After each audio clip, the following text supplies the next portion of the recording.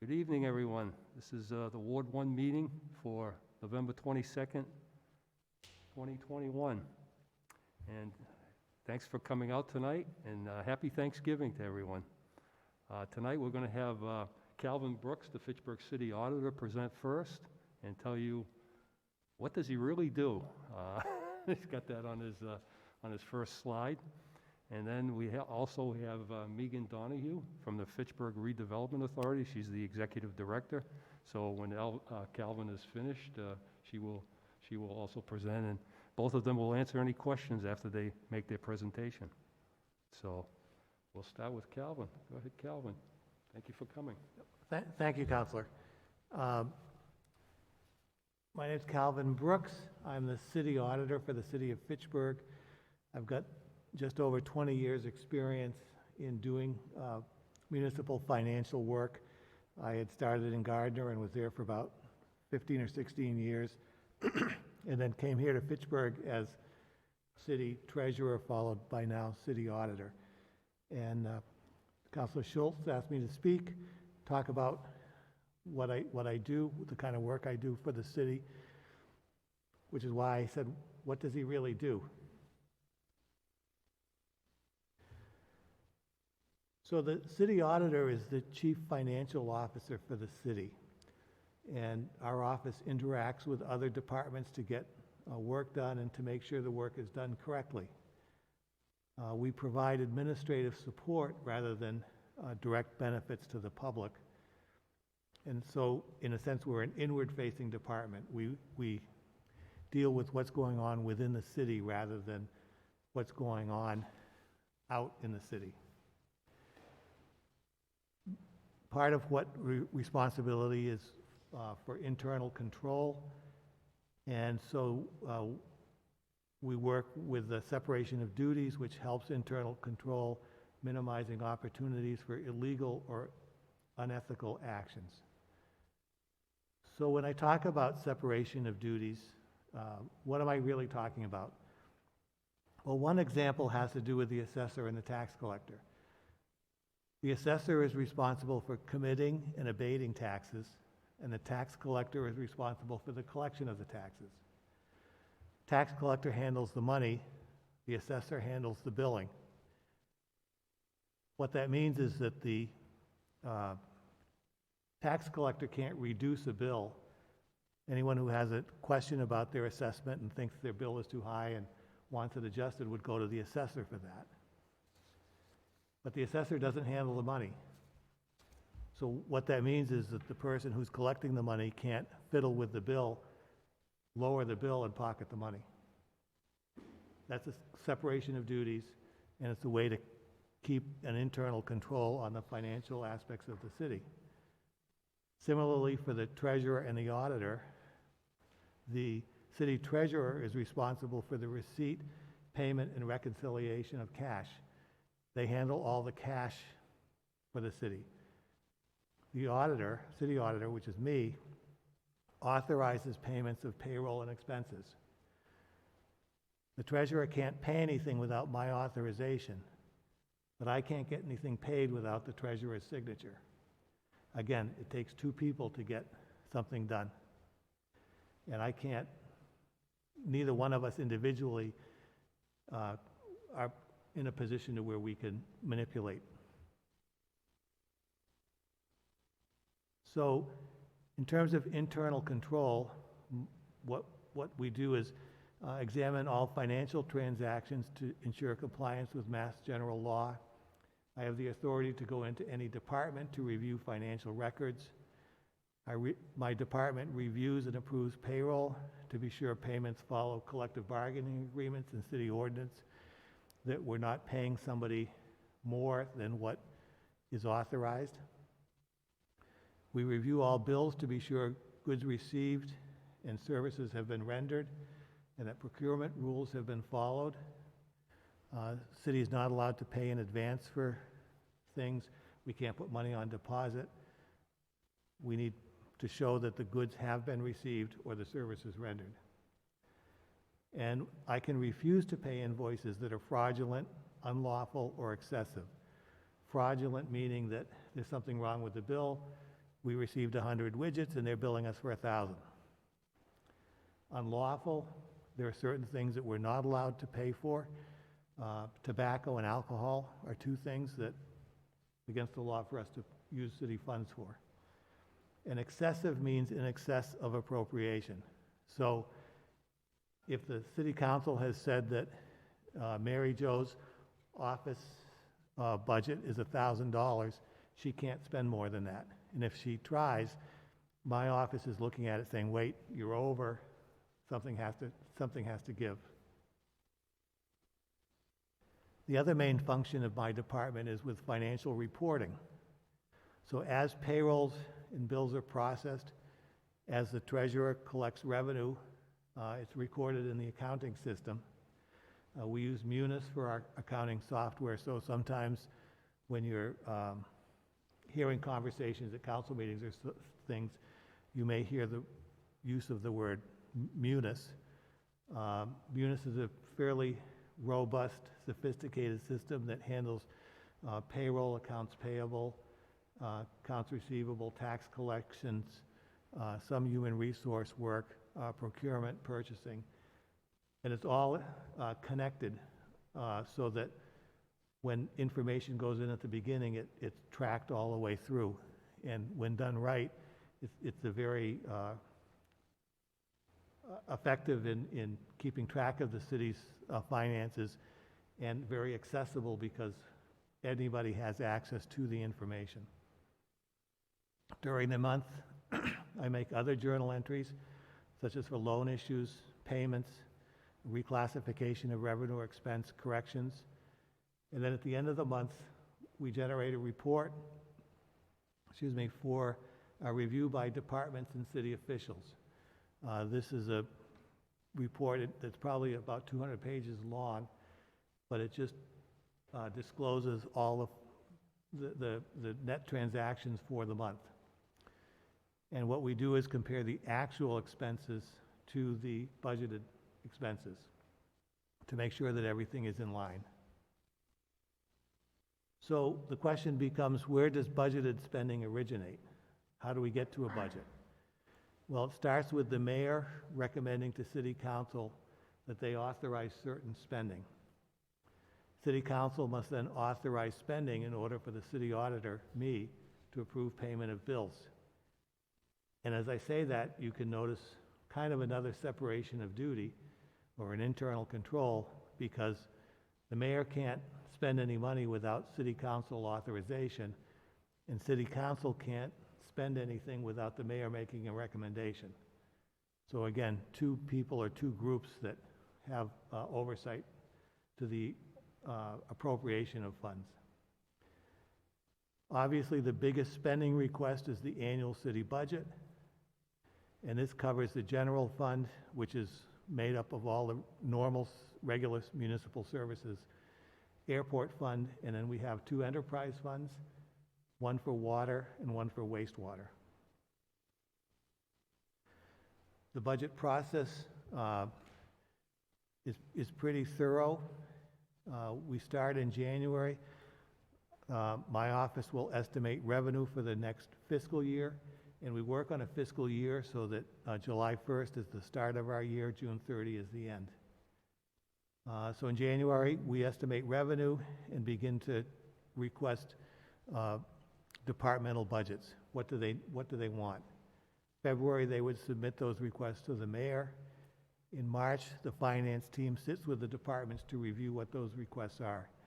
The finance team is composed of the mayor, chief of staff, city auditor, which is me, city treasurer, and I believe this year we'll be adding the city assessor.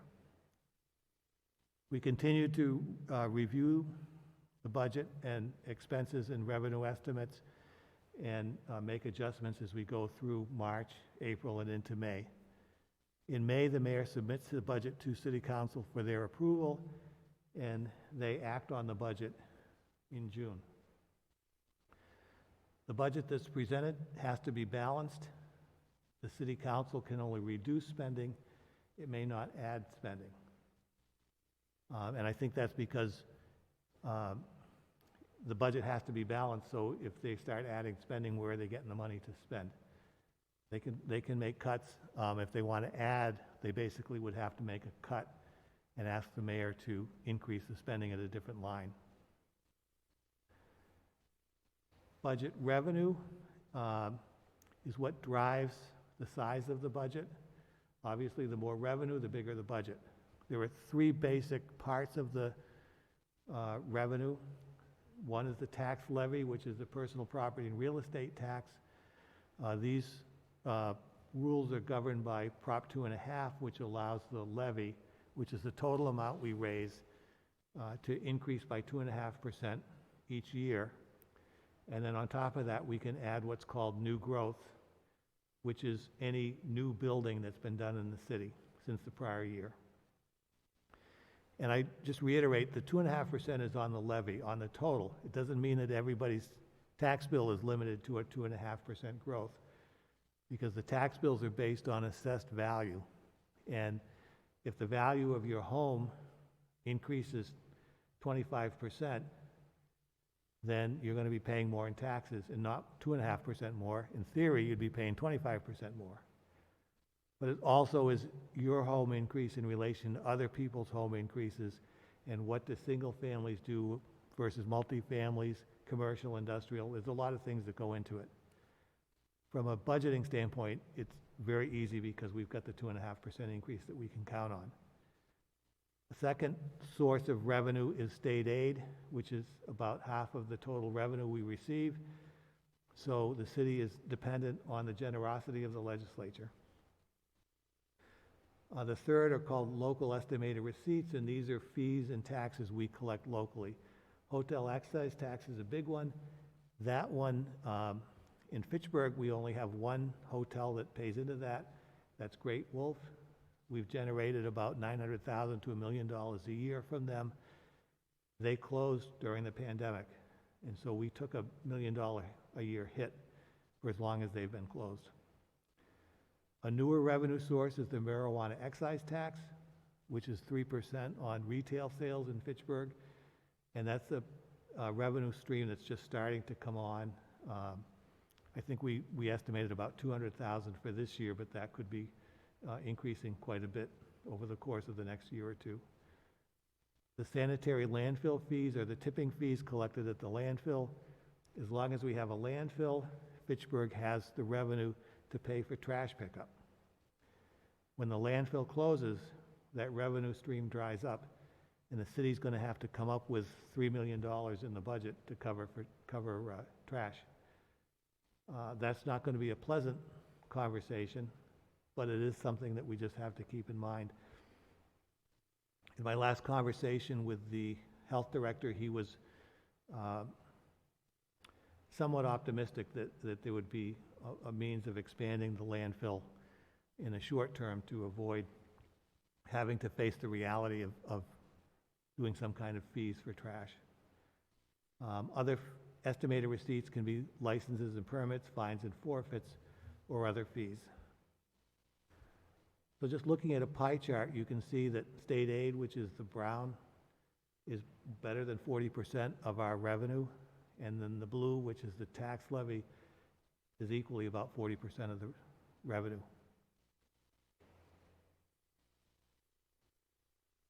The other side of the budget is expense. A large part of the budget is set. School spending has to meet net school spending requirements plus transportation, and ends up being about half the city budget. Debt service and pension obligations are things we have to pay. Generally, we try and meet current staffing levels, and that has to include both wages and fringe benefits. There are also basic expenses that we get each year that you have to meet, such as heat, electricity. And that ends up leaving very little room for new and discretionary spending. Each year, we're usually trying to figure out how we can just keep things going. So if you look here at this pie chart of budget expenses, you can see that the gray is the school department, and it's just about half the city budget. The employee benefits is the dark brown, and then the lighter tan is public safety. which is police, fire, and building inspectional services. So public safety is actually, after the school, the second largest function that this city is engaged in. The city also has, as I said, some enterprise fund budgets. These are for business-type activities where we generate revenue specifically for those activities. They're meant to be self-sufficient, and so they require a revenue source that can maintain the enterprise without hitting the tax levy. I think the last thing we want to do is have the taxpayers paying for water service or wastewater service, because that then means there's less available for other general city activities. So every year there's a budget dilemma because resources are limited but demand is great. And there are trade-offs because doing one thing is going to exclude doing something else. And so as we work through the budget, as you know, from the initial request from the department to finance team discussions and trying to get to a balanced budget, we really are struggling with trying to do what we can for the city to meet the needs of the city and to meet the concerns that the taxpayers have, while still providing a situation or that is something that we can maintain. So in looking ahead for the city finances, I would say that the financial outlook is much improved from 15 years ago.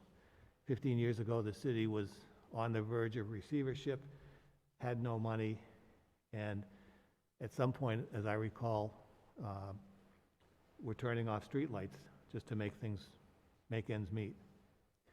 Currently, we have a stabilization fund of about $7.5 million.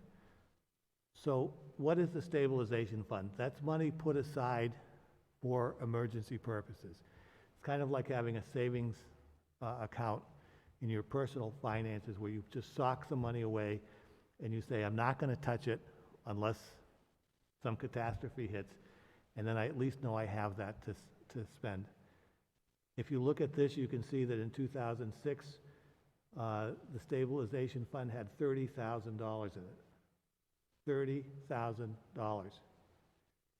Today, if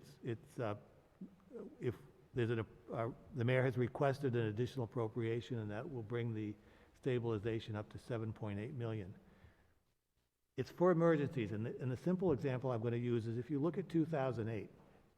2008, there was about $300,000 in the stabilization account. And does anybody remember what happened in 2008?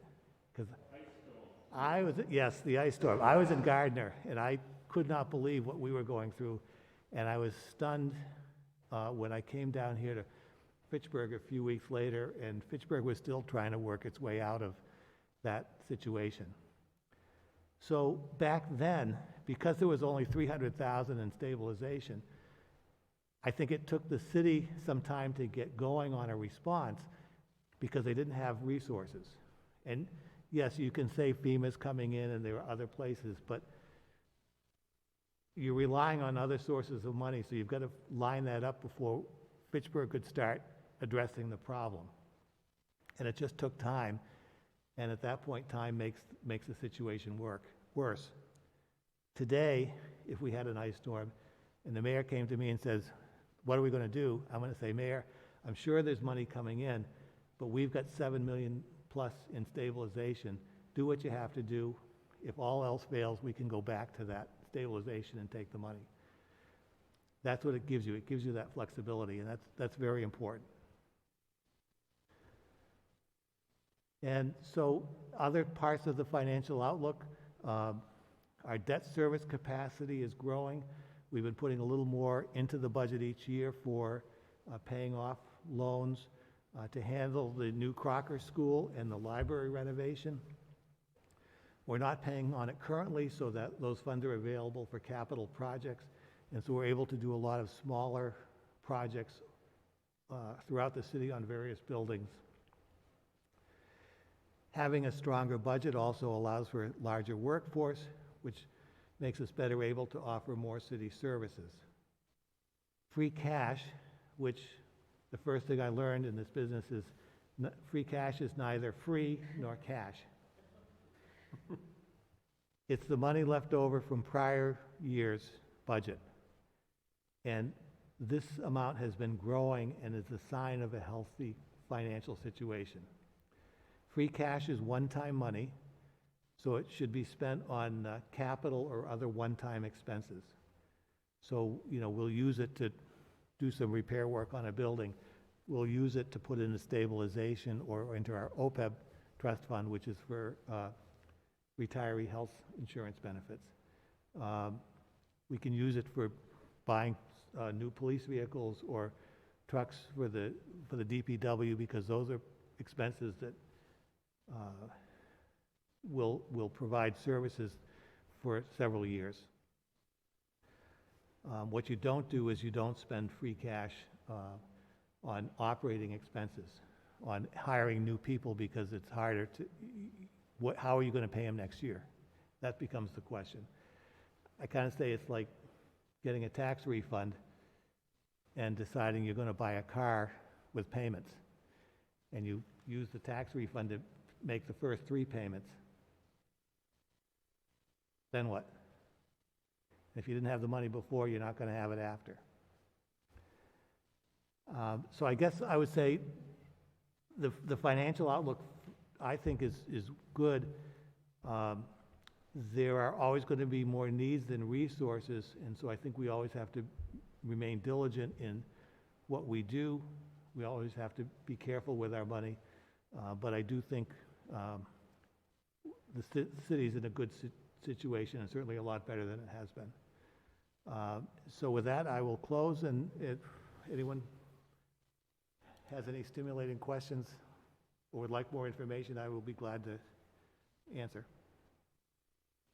How about, Calvin, how about enterprise funds? Could you give a little more of an explanation about how we operate our enterprise funds in the city, how they operate and what they are? Okay. So the city has 2 enterprise funds. Water, the water department is one enterprise fund, wastewater department is the other. And the concept is that all of their activities is funded through rates and revenue collected for the specific purpose of water service or wastewater collection. And it also includes all of the capital that goes with it. So if you're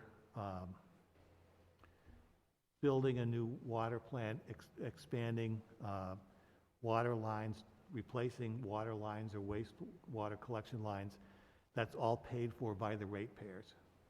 And it's a minor distinction between a ratepayer and a taxpayer, but it's one of the things it allows is for the people that are using more water or more wastewater will be paying more than somebody who isn't. They have some ability, each of us have some ability to regulate how much we pay for those services. But the idea is that it's an enterprise. It's like a business, and saying, all right, we're in the business to provide water to the customers who want water, and how do we do it in a way that's I hate to use the word profitable, but I use profitable in a positive sense, not that we're trying to make a ton of money, but that we're trying to make enough money to cover expenses and to maintain the capital that we have. Now, I know with wastewater we have a consent decree, and with EPA, and that's requiring us to do a lot of work on the wastewater system. I think right now there's going to be a slew of downtown work separating the wastewater collection system from the stormwater collection system. Right now, it's a combined system, so when there's a heavy rainstorm, the surface water overflows into the sewer system, and then it all overflows into the river, and that's not a good situation.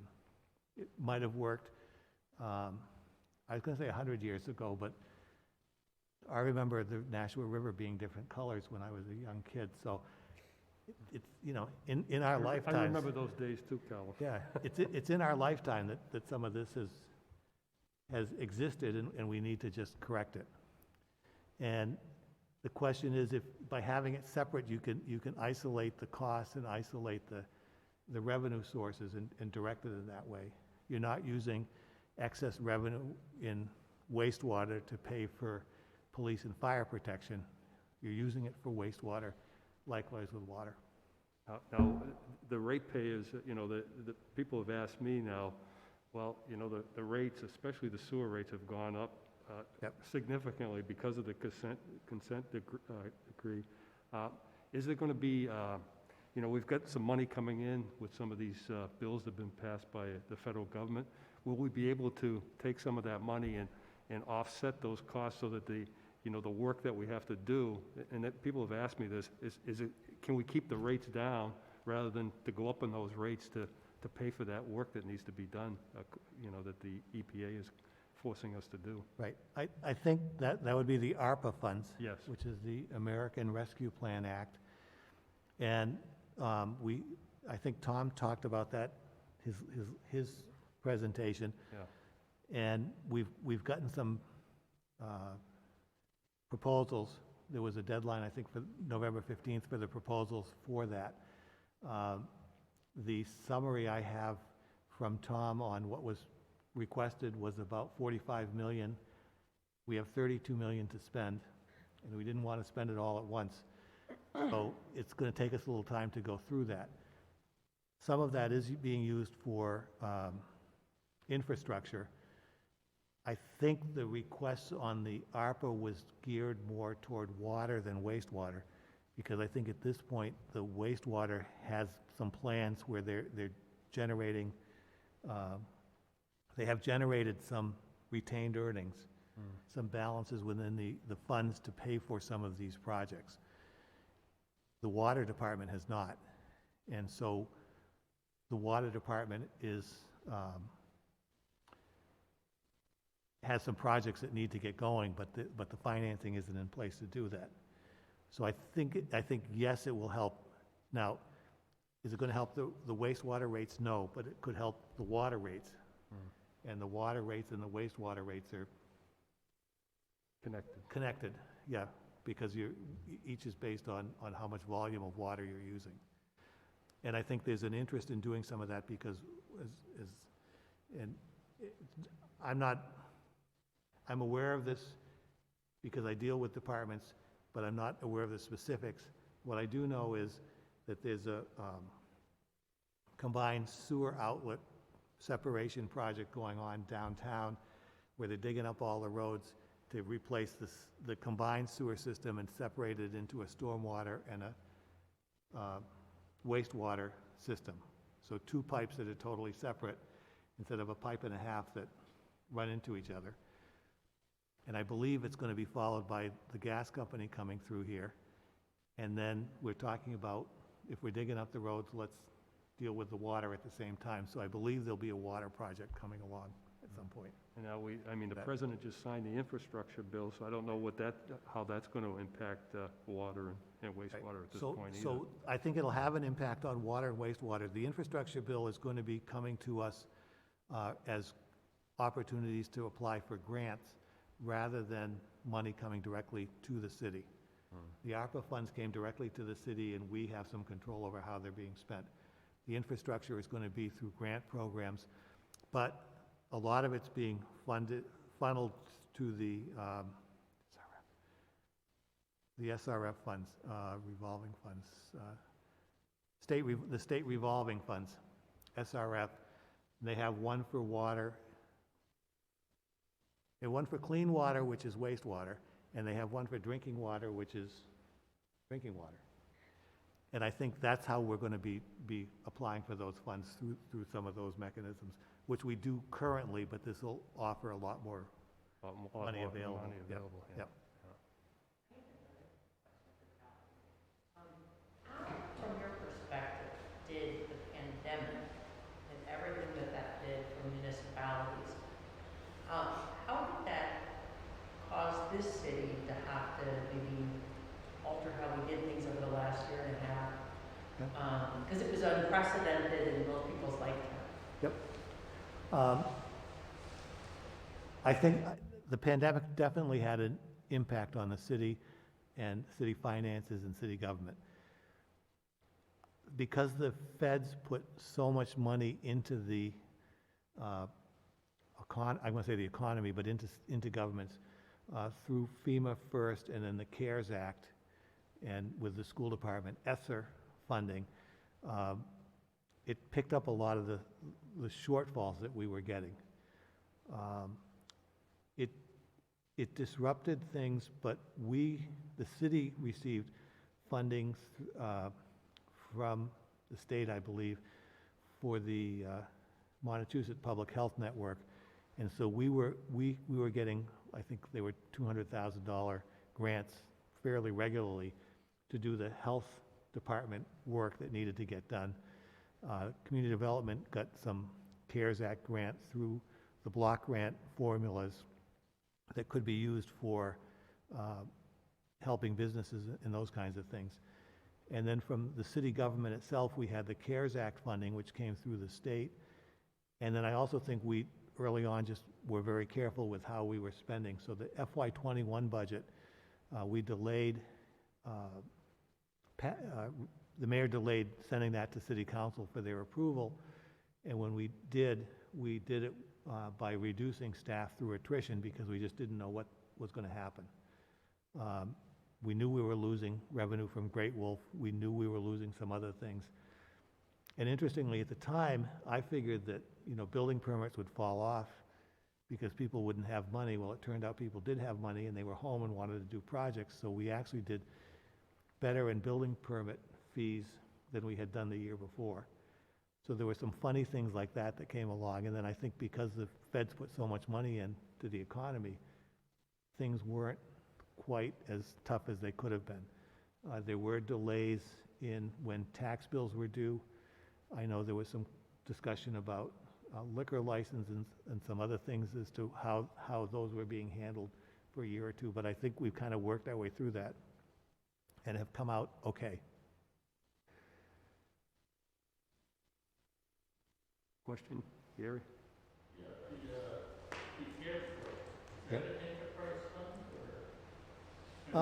We kind of treat the airport as an enterprise fund. Technically, it's not.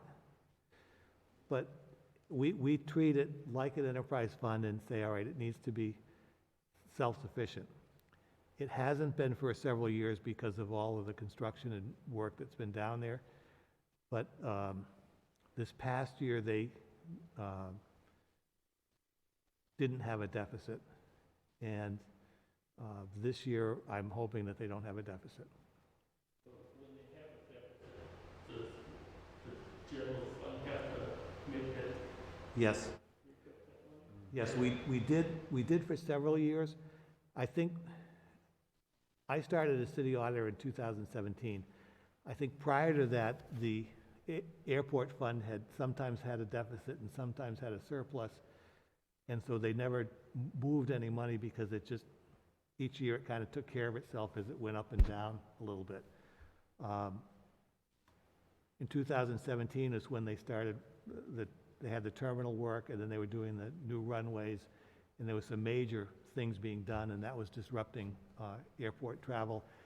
And I think the FAA also changed the rules so that jets could no longer land at the airport because our runway was too short. So we lost traffic that way. And so we were funding a deficit for 3 or 4 years, maybe 5, just to get through a situation. And then I'm hopeful that they've got it back on track. When the city general fund makes up the deficit, does the airport have to pay that money back to the general fund since it's being treated like an enterprise fund? Or are they going to ever contribute money to the general fund? At this point, I guess ideally I'd like them to be paying it back. I don't foresee that's going to happen. So I'm a realist. I'm trying to be a realist on that. And so I think, to me, it's more important for the airport to begin to build up their reserve a little bit. Because in truth, they should be spending out of money they have and not money they think they're gonna get over the course of the year. So it does need to be, yeah, I just don't, I don't think we're gonna get any money back, in all honesty. We being the general fund. Other than aviation, that the airport will generate some kind of money, so they don't have to ask the general fund for money, or? They've talked about some things, they've had some ideas, and I think it's a matter of working through those ideas. I also think that the pandemic hit just as the runway was being completed, and we thought, you know, I was kind of going, "Phew, okay, the runway's done now, you know, you've got to take care of it yourself." And the pandemic hit, so it's still, for me, kind of a waiting game. But they also have no wiggle room. Helping bring down the entire city if they're not, you know, if they're not paying their own way. Right, right. You know, I mean, it's, you know, there's got to be something we can do. Right. You know, like Worcester Airport is run by Massport.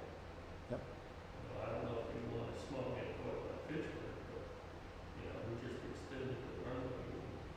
We have jets and, you know, we have some industry in this area. We should have more like a Fifth Mass Turnpike, but,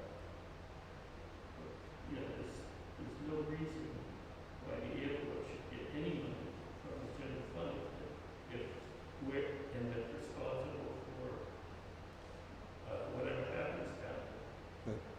You know, if there's an accident and they sue, it's not the funds coming from the airport, it's going to be from the city. But yet, the airport doesn't generate any money from the general fund. And that's what, you know, I'm against is either you're gonna run the thing without asking for any city money, or, you know, or shut down, make it an industrial park or something. I mean, I love aviation, but I mean, you gotta be practical too. You know, you can't keep, you know, having a leak in this part of the boat, and never cover it up. Right, And it just keeps leaking. right. I hear you, I hear you. I had another question, Calvin, about the, somebody asked me recently about the cannabis money. And, you know, the cannabis money has to go into the general fund. It can't be targeted for, you know, they say, well, why can't we just target that money to fix the roads or to do other, you know, capital improvement projects? And maybe you could explain that to everyone. So this is the sales tax money.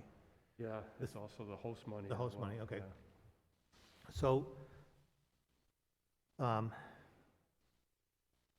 the Department of Revenue Division of Local Services is the state agency that oversees municipal finance. And so we have to follow the guidelines that they lay out. And they've basically said that host fees and the marijuana excise tax are general fund revenues. That's where they have to go. I've always taken a dim view when people talk about setting up a revolving fund for something and saying, well, let's have this fee, and we'll set up a revolving fund, and it'll go to economic development, or it'll go to replacing police cars, or it'll go to this or go to that. Or a department saying, the building department saying, well, we get all these permit fees, I'd like to set up a revolving fund that, you know, we can use. And my response is always, okay, I'd like to set up a revolving fund for property taxes so that we can pay the treasurer's office and they can collect it all and then spend it on themselves. To me, you're better off having some less restrictions on it so you have the flexibility of doing what we want to do. Could we, in a sense, earmark that for roads? Yes, you could.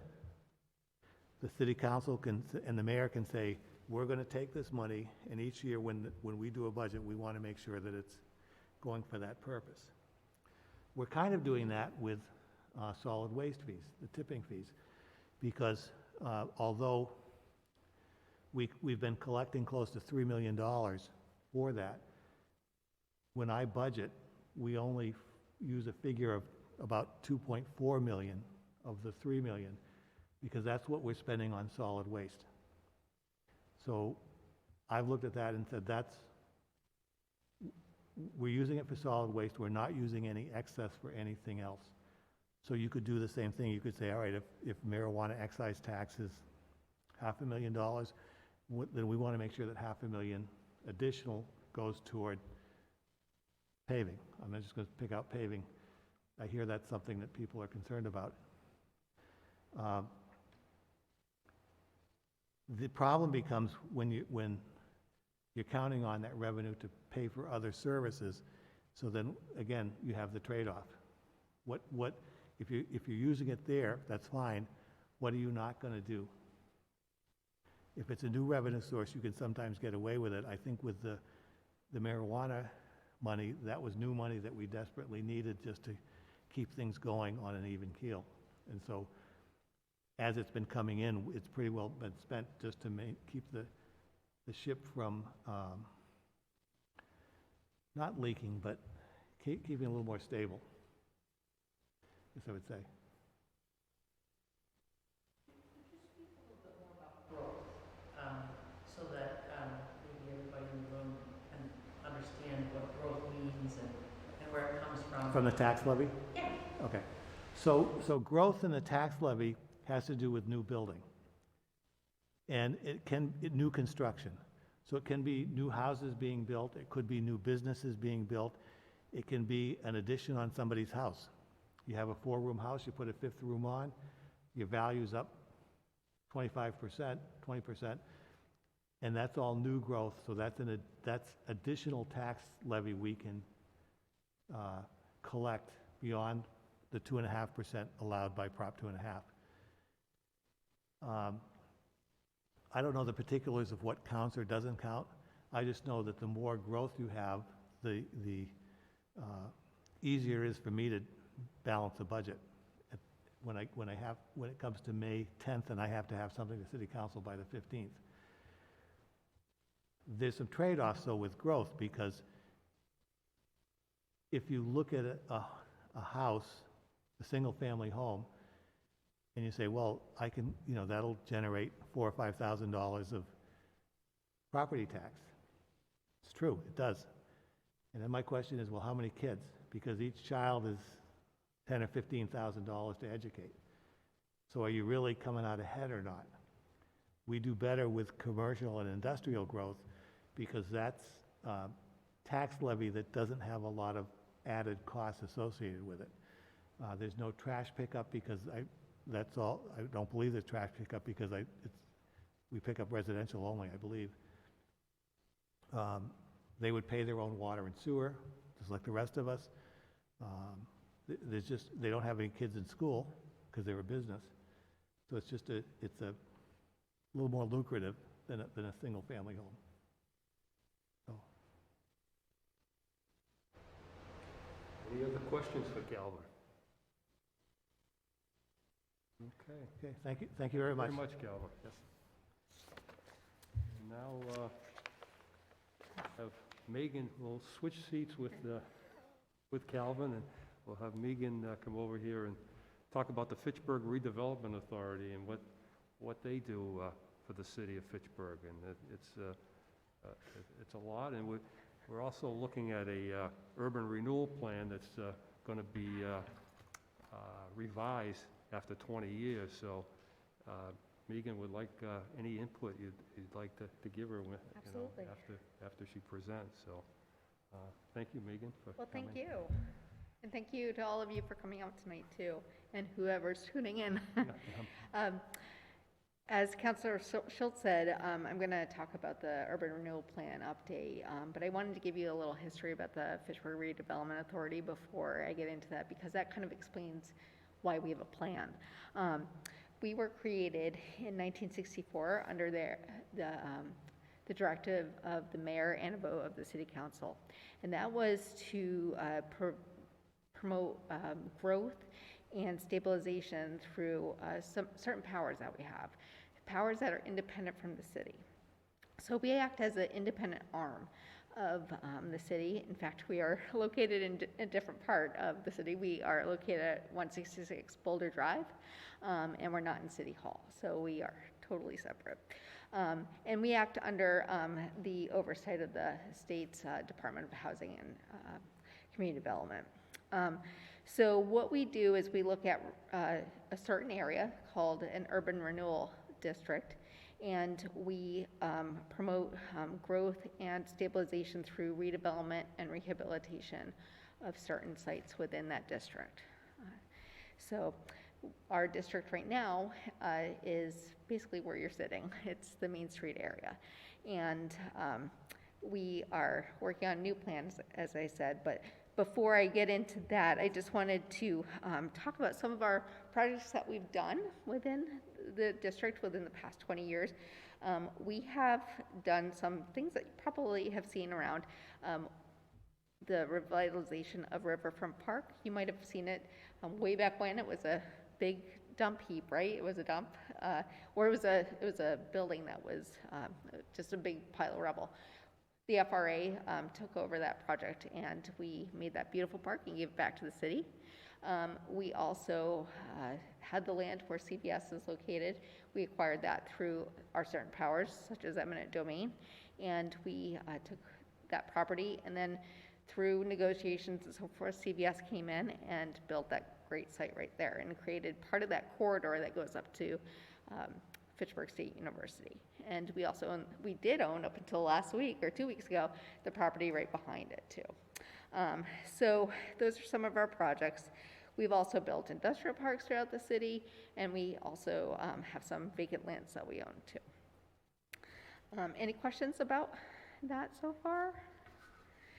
Okay. So let me just collect my notes here. So I actually borrowed our consultant's slideshow tonight because they are doing the update of the urban renewal plan. And the urban renewal plan is what we use to guide our directions, to buy those properties, to do those projects such as CVS and Riverfront Park. So it spans for 20 years, an urban renewal plan, and you're thinking probably like that's a long period of time. But there's a series of objectives and directives that we take throughout that 20-year period. And we can also amend the plan throughout the time too. So for example, we have done some amendments to purchase properties that weren't in the plan initially. For example, we're in the process of purchasing the old Johnsonia lot. And that was a beautiful, beautiful building before when the plan was originally written in 2000. So that's one of the things that we can amend for. So never worry, the plan isn't set in stone. We can definitely change it throughout time. So it does end after 20 years though. So we're in that period right now where we're changing that time, we're updating the plan, and we have hired a consulting group, and they have looked at it in a 3-phase period. So the first phase, they looked at every single document that the city, that the FRA, the Historical Society, any document that they could get their hands on, they poured through it, researched, did their due diligence. And with that, they looked at our old plan and cross-referenced and came up with a series of ideas. Then they worked through phase 2. Phase 2 was working with something of a group called the Citizens Advisory Committee. That was a cross-section of citizens throughout the city who either lived here, worked here, owned businesses, and they provided ideas on objectives and goals. And then the consultants also worked with the FRA's board of directors to get those goals too. They also worked with the office that Mary Jo and Tom Skorsky worked in to get some ideas as well. And it's really been truly a partnership between the Citizens Advisory Committee, the Planning Office, DPW, and various offices throughout the city too, just to create this big plan, because we do want to be aligned with the other plans in the city, the master plan, the economic development plan, and so forth. We don't want to not be in tune with that. So again, we're in a three-phase plan. We're actually stepping into phase 3, which means we are looking towards the permitting period of it now. So what that means is that we have to go to an open meeting, and I invite you all to come to that. It will probably happen sometime in the middle of December. That meeting, you'll be able to hear the true presentation of the consultant, and then you can voice your opinion at that. And then from there, it will go to the planning board to get their, not approval, but their endorsement. And then from there, it will go back to the FRA to get some more, maybe some possible changes. But then from there, it will go to City Council for their approval, because they do have to approve it. And then back to the FRA for another, it's a series of back and forth. And then it has to go to the state. The state is who actually does the final approval period, permitting of it. So once the state has it, we have a plan in action. You're probably thinking, 20 years has passed and we're in 2021. It's actually 21 years, right? We got an extension by the state to allow us to stay within the 2020 plan, because we cannot exist, the FRA cannot exist without a plan. So because it expired in 2020 and we're still working on the 2040 plan, we had to get an extension of the 2020 plan. So we're still working with that, but we will be stepping into the new plan after that's approved, after all the approvals are happening. So what I wanted to show you on the slides here, again, this is not my presentation, this is our consultant, so I'm not going to show you all the slides, but I just wanted to show you, this is online. So I don't know if I can do it. Okay, so a plan is made up of goals and objectives, connections to open space, and then also they identify underutilized and vacant properties and buildings. And that is true for the current plan and for the 2040 plan. Let's see, I'm having trouble moving this. Okay, so this is a typo on here. It's supposed to be 2040 URP goals, but the goals for the 2040 plan is to continue to revitalize Main Street, improve the downtown business environment, foster a vibrant and inclusive community, implement a housing strategy, make infrastructure improvements. So we won't be working on the roads because the city is already doing a great job on that. But we're looking at possibly doing sidewalks, broadband and things like that. We want to strengthen connections and access to the Nashua River. That means more green space, more connections to the bike path that's at the Sawyer Passway and down through Leominster. We want to build a green and equitable downtown, enhance the downtown presence of the university, attract tourism, and relate the plan to the city as a whole, like I said before. So these go into more explanations of each goal and objective, so I won't go through that. But I wanted to show you primarily the map, because that's pretty much the center attraction there. So I just need to get there. So before I show you the map, we looked at 4 different aspects when we looked at the map. So we kept a lot of the same boundaries as the current urban renewal plan, the 2020 plan, but then we extended to certain parts of it and we took away parts of it. Some of the extensions include down River Street and Water Street, and I believe, Councilor Schultz, you said that Water Street is... Water Street is in Ward 1, yes. Yeah. We definitely would like to do have some work done on Water Street, especially, Great. between Market Basket and, probably up to,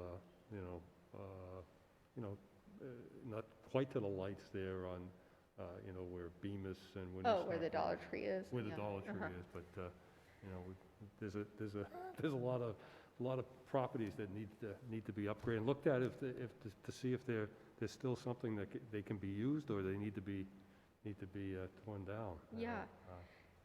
So, yes, so I'll talk about the boundary as Water Street in a minute.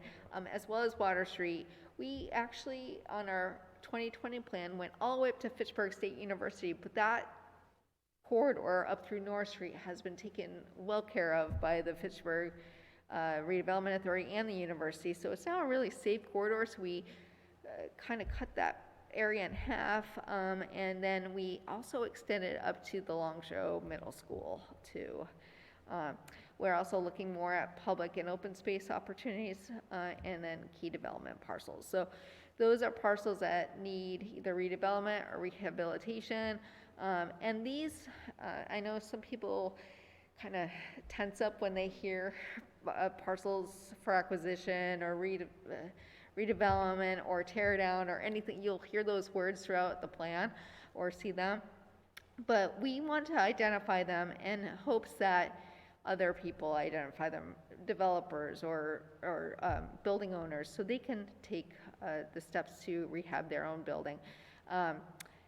This is a really exciting time to be in Fitchburg, and there's been a lot of momentum building for rehabilitation and redevelopment, and we just want to be part of that, and we want to identify the buildings that we see as a redevelopment authority that can be part of that momentum.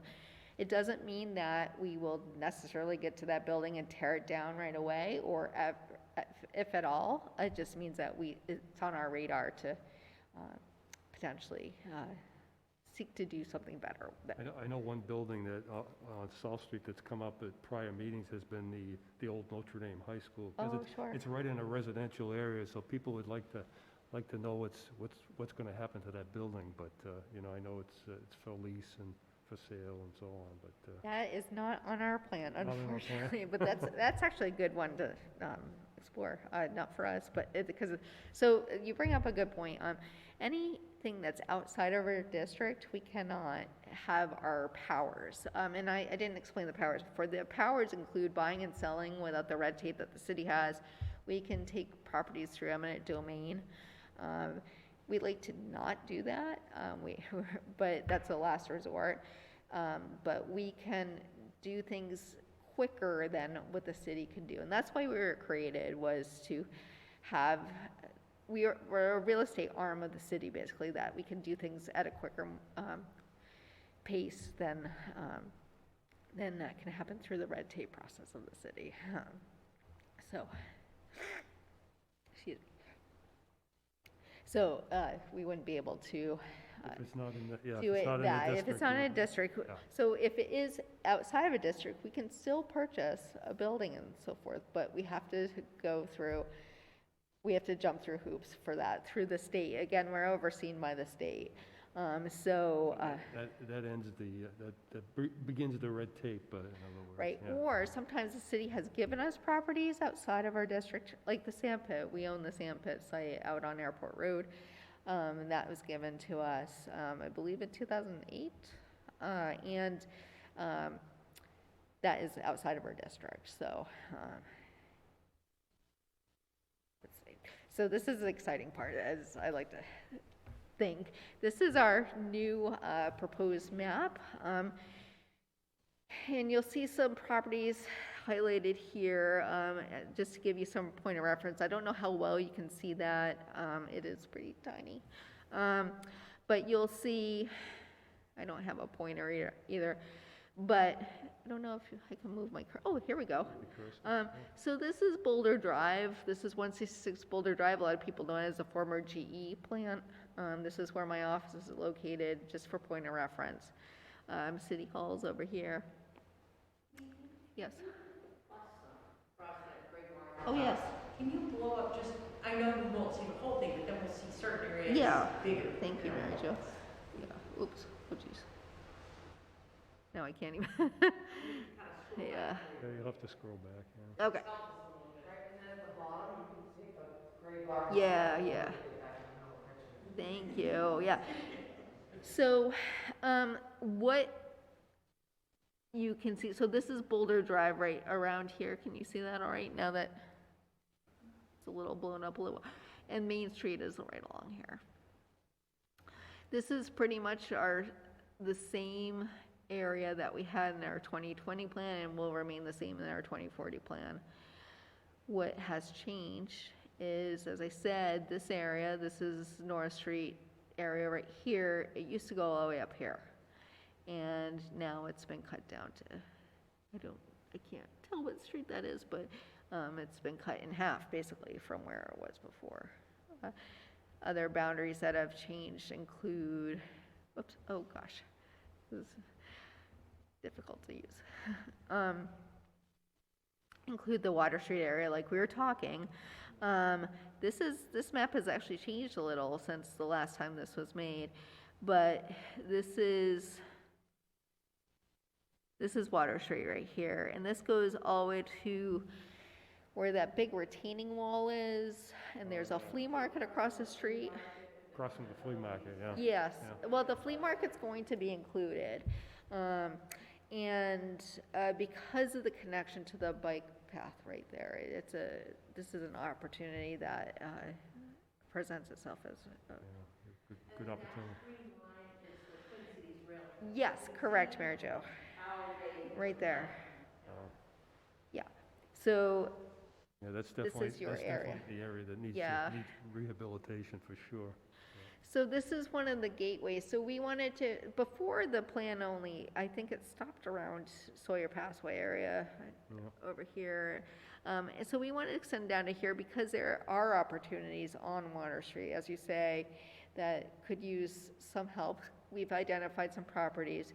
I don't have that list with me today because we're still kind of solidifying, contacting the property managers before we, The one building that's always mentioned by constituents is the old Giordani Furniture Building. on which Water one's Street. that one? I'm not, It's on the right. Yeah, yeah. is that the pet store? It wasn't really a pet store. Okay. It was the Giordano's furniture, but for a little while Okay, it was. that- I've only been with, here, I've only been working with the FRA for 3 years, so I saw this. Yeah. Oh, yes, yeah. Ordered it, yeah. And so that's pretty much your area, your constituent Street area. area, Some other changes, oh, yes, The properties are speckled in that black area, or is there? so the speckled area, sorry, Looking at the black, the, you talked about different parts of it. yes, Are you looking at properties in different parts of it? Like you talked about where yeah, where the wall is on Water Street, you talked about some things on Main Street. Is the project doing different things in different locations? It's not gonna hone in on one spot, but it's Right. in that black space on your map? Yep, I was gonna get to that, I'm sorry, yeah, so I just wanted to share the borders first, so yeah, you're absolutely right. So down Water Street, we will be looking at some of the buildings that are considered underutilized or there's some disinvestment in the properties. So we'll be looking at those to rehab or purchase and sell to developers that might have a better financial means to take care of them or you know, every project's different. But so some of the other border changes include, here's up to Longshow, the Longshow Middle School up here. Before it only reached to the other side behind the theater block over here. And if you extend down, here's Crocker Field area right here. We've actually extended our gateway because we truly feel that this is another gateway, like Water Street is River Street. And we've included where the DPW building is, that's Broad Street area, as well as, this is the Ivor Johnson Mills. We know that's permitted, but we just wanted to make sure that it's in the the district to make sure that it does happen. And then down to, I think that's about where Dairy Queen is. Sheldon Street. And across, so where that the old plaza used to be, yeah, that will be included as well. That big vacant lot now, that was a Yeah. thriving plaza at one time, yeah. Really? Yeah. So to answer your question, so within these boundaries, we have identified a list of properties that, again, that has seen disinvestment, or are dilapidated or blighted, or, there's many terms for it. I'm not gonna mention them right now because again, we're contacting the property managers first before we have the public meeting, because we feel it's really important to connect with them and let them know that this is going to be within the plan, but this is not going to be a directive to take down their house or anything. We just want to talk through the process with them, so that's really important to us. But I can tell you, we are also looking at open spaces besides blighted buildings, and that includes creating kind of in Boston, there's something called the Emerald Necklace, that they connect different green spaces, and we're trying to do that as well. And that includes Crocker Field, and then there's some little green areas that are behind the Rollstone Bank building, and then up towards our Riverfront Park, then over to the new bike trails. So those are just some of the bigger spaces, but it's going to be a place that, when bikers come up from the south, from Leominster, and get to the Sawyer Passway, they can connect to go across the city, and they get to see the sights via the green open spaces through that way. So that's another initiative that we're looking at too. So, any questions about the map?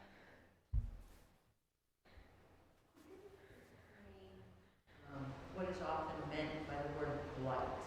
Because I know the Commonwealth, when it comes to urban renewal plans and redevelopment authorities and things, so often, determination of blight is going on. And then also, I had heard often referenced that redevelopment authorities can be thought of as like a developer of last resort, meaning if private sector parties can revitalize something, then that kind of takes on a course of its own. And maybe you could speak a little bit to that as well. Sure. So to answer your first question, blight is vacancy, idleness, disinvestment, like I said. So, and that doesn't mean, an absentee landlord. It just means, when you look at a property, it looks like there hasn't been anything done to it in a long time. There's overgrowth. There's pieces of the building falling down and so forth. And, what once was a flourishing building, and could be a place for much growth, and it could be part of that momentum that's building in Fitchburg. It could be something great. We see it as that something great. We identify that piece of property to potentially take over or buy, because we do buy, and we don't just take through properties through eminent domain. We buy primarily, and then hopefully we can redevelop it or sell it, or sometimes we give it to the city and they take charge of it too. So does that answer your question on blight? Sure. A lot of times different residents and constituents hear that term used a lot. I know the state, when they say it, or when the federal government HUD says it, has a certain meaning. But a lot of people say they feel it in their gut, they know it when they see it, whether something's run down, dilapidated, empty. Yeah, and often it's partnered with the term slum and blight. So, and that to me is very negative, but I see it as a positive thing, and a word that means that change can happen, and there's positive change can happen. So that's just me. And to answer your other question, I guess we could be seen as the developers of last resort. We truly hope that there's other folks out there, but often, and Mary Jo can speak to this, often the city and the FRA will partner together to say this property really needs to be looked at. Why doesn't the FRA, because of our powers, take a look at it, and then maybe do something with it, and it may be buying it or speaking to the property manager. You know, there are several tools that we use in order to hopefully speed up the development of it. But we could be seen as the last one, I guess. Because I know Mary Jo works very hard to get people to invest into the buildings, to the properties within our district, as well as elsewhere. And I think, and I don't want to speak for you, Mary Jo, but I think you would call on us at the very last. You hope that other. Perhaps it's the first call. One thing that when a city's starting to really hit its stride in revitalization and so on, there's vision that's articulated in a plan with counselors, things like that. But private parties can have a property and maybe a lower grade end user says, I think I'd like to buy that, and the private party said, sure.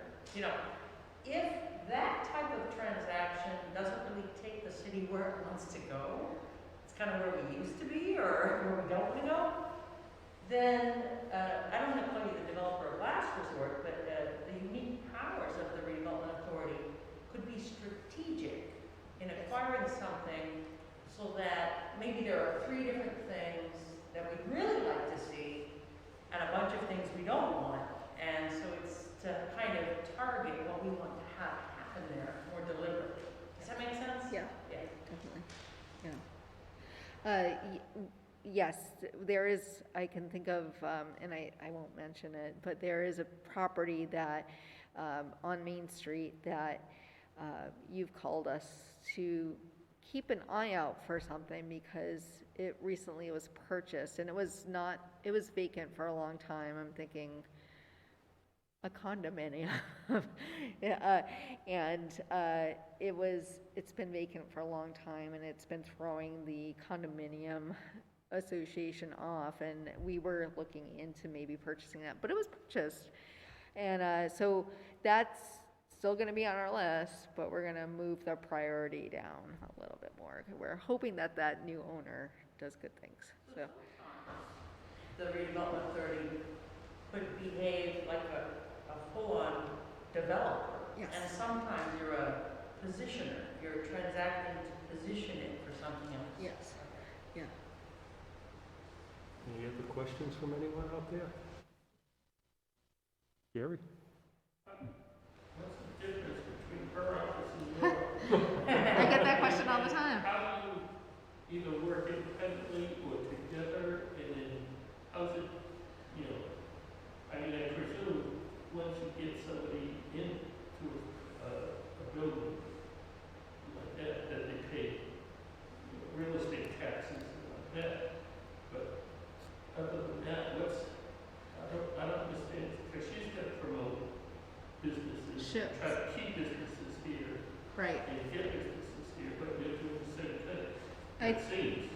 I mean, I think we probably have 2 different answers, but I like to see our 2 positions as a partnership, and we're not, I think we are totally different. I think, and forgive me if this sounds, I think Mary Jo's position is more like you woo businesses to town. You are the cheerleader for Fitchburg, and you get people here, and then you assist them to be here and stay here.